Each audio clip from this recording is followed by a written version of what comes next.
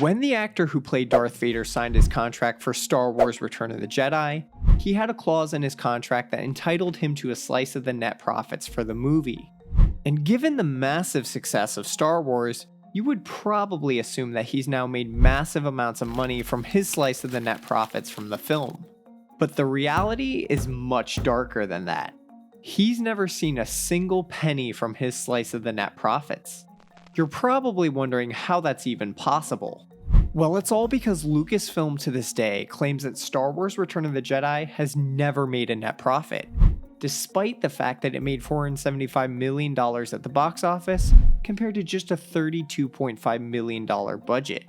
And Star Wars Return of the Jedi is far from the only massively successful blockbuster film to supposedly have lost money. Other high-profile examples of movies that Hollywood claims lost money include Harry Potter, the Lord of the Rings Trilogy, Forrest Gump, and Men in Black. But how is it possible that some of the most successful films of all time have supposedly never made a net profit? The answer is that Hollywood production companies pull out every single trick in the book and do everything in their power to make sure that these incredibly successful movies lose money on paper. In order to understand this, we have to enter the dark world of Hollywood accounting. Hollywood accounting is a term used to describe the creative accounting methods that movie production companies use to take wildly successful and profitable movies and make sure that these movies lose money on paper.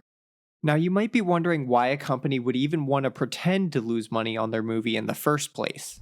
The answer is actually really simple. By appearing to lose money on a project, production companies can avoid paying royalties or sharing profits with actors, writers, and investors involved with the movie. In other words, the film company can attempt to keep all of the money for themselves and swindle actors like Darth Vader out of their share of the profits. And all they have to do to make this happen is to engineer ways to turn a gross profit into a net loss. And let me tell you, Hollywood accountants have turned this into a science.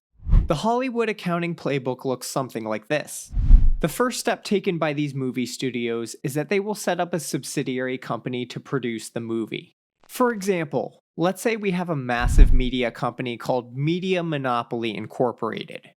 Now, Media Monopoly Incorporated wakes up one day and decides that they want to make a superhero movie.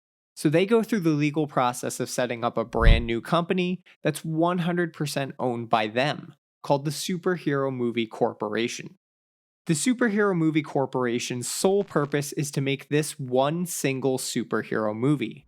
So all of the movie's expenses are handled by the Superhero Movie Corporation, which takes on the costs of making the film and signs contracts with the actors, writers, and film crew. And when the movie is actually finished and ends up being aired in theaters, the Superhero Movie Corporation is the one that then starts to bring in revenue from the movie sales. So far, everything sounds pretty normal, right? But here's the catch. Remember that the Superhero Movie Corporation is totally owned and controlled by Media Monopoly Incorporated. After all, they're the ones that founded it, and it's just a subsidiary company they set up as a part of their media empire. So they can really have the Superhero Movie Corporation do whatever they want, since they are the ones who own and control it. It's just a sock puppet company for them at the end of the day. So let's say this superhero movie is suddenly a smash hit and starts to make a ton of money. Media Monopoly Incorporated doesn't want to have to share any of the net profits the movie makes with the actors, writers, or investors.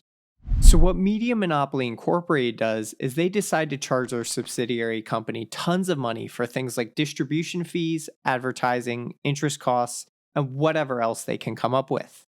And since the Superhero Movie Corporation is totally owned by Media Monopoly Incorporated, they naturally agree to all of the fees because it's really just a puppet company.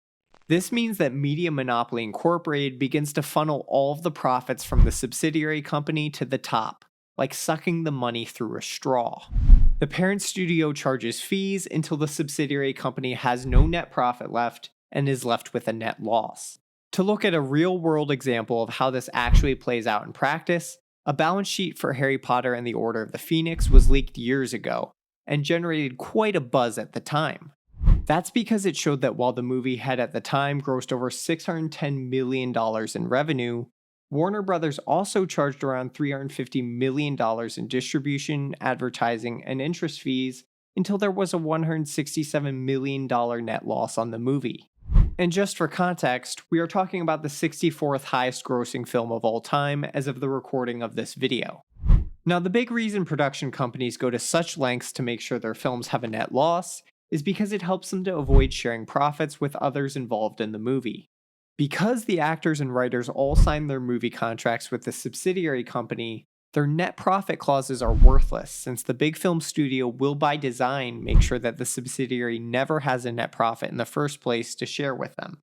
This makes Hollywood accounting essentially a shell game, where hundreds of millions of dollars in profits are moved from these subsidiary companies to the parent studios, all in order to avoid paying out actors, writers, and investors. It's the reason why studios will claim that Return of the Jedi, Harry Potter, the Lord of the Rings trilogy, Forrest Gump, and Men in Black all lost money. And while Hollywood accounting practices are definitely unethical, all of this is technically legal. Well, mostly.